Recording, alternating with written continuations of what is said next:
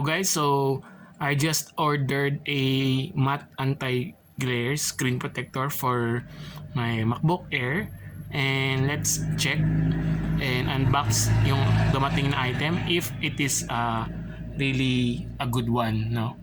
Then I'll be putting it on my Macbook Air screen and update you kung anong status niya, no?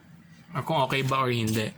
So ito yung dumating na package, and by inspecting it, there's, I believe, may foam sa loob, no? Or styrofoam, ayan, so that hindi matupi yung ating screen protector. So let's open this package. So ito na yung mismong package na dumating, no? Ganyan na siya. Ayan, so sa likod yung information.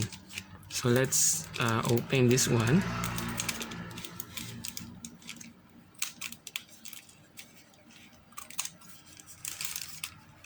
So there's a styrofoam there. I think it is safe to cut it this way.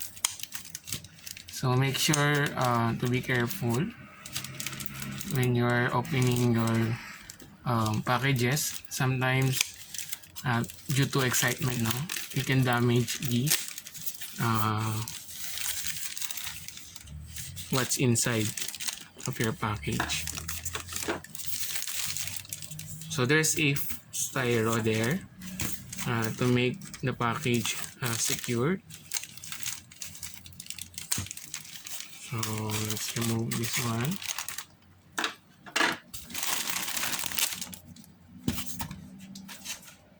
So here's the screen protector. Let's just remove the foam.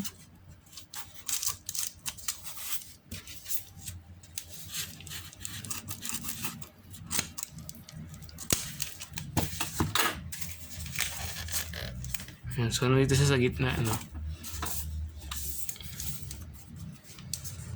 So I got this one from Lazada again. And there you have it. So nandito siya sa gitna. Let's remove everything.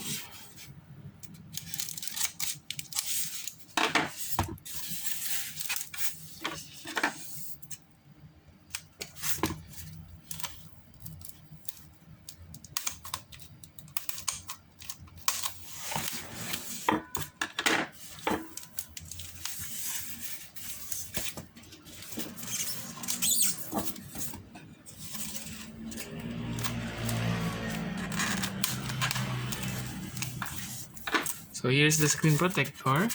Then you have your cloth, no, to clean for the screen, no, before putting the protector.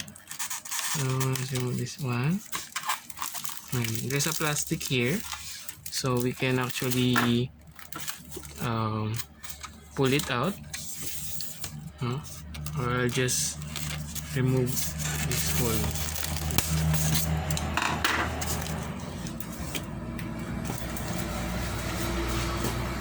So here's the screen protector, and let's remove this one.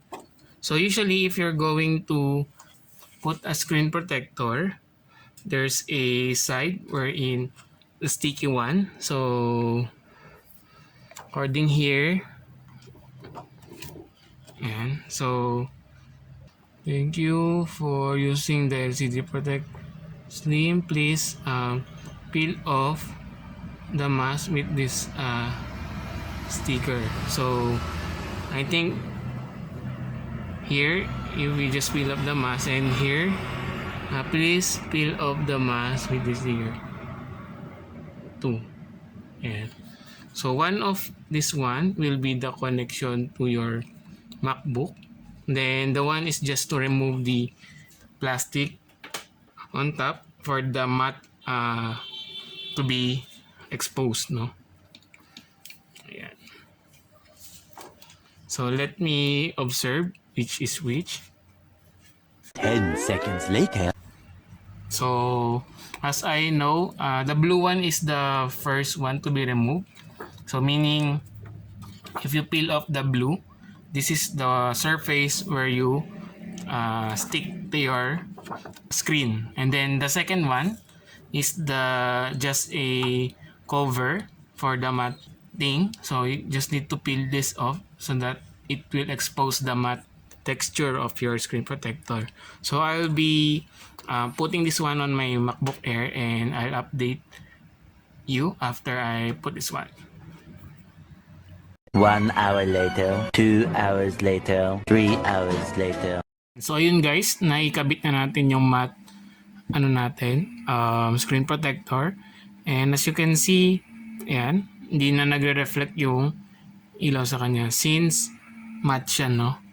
Ang problem lang is since matte siya, yung quality ng screen parang medyo hindi na siya ganun sobrang ka-clear since yung matte is parang somehow wala yung crispiness nung display, no? Pero other than that, since matte to, hindi didikit yung mga fingerprints nyo sa screen natin.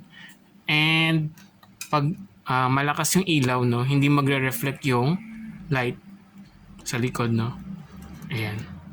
So if you're going to buy this product, no, so if you're going to buy the screen protector, and make sure kaya nyo magkabit kasi masasayang lang siya if not, no. If you know someone na marunong mag-install, mas okay na pa-install nila sa kanya yung screen protector, no? Kaysa masayang siya wherein try nyo lang, no. So okay lang naman siyang itry, pero of course sayang yung bili if hindi siya nakabit na maayos, no. Mas okay someone na may experience para mabilis and hindi sayang yung pagbili nyo dun sa screen protector. So ayun, thank you for watching guys. I hope this video helped you in case you're planning to buy that product, and don't forget to put thumbs up, no. And if you have any question, lagyan nyo lang sa comment section. So again, thank you for watching guys, and that's it, no, for our screen protector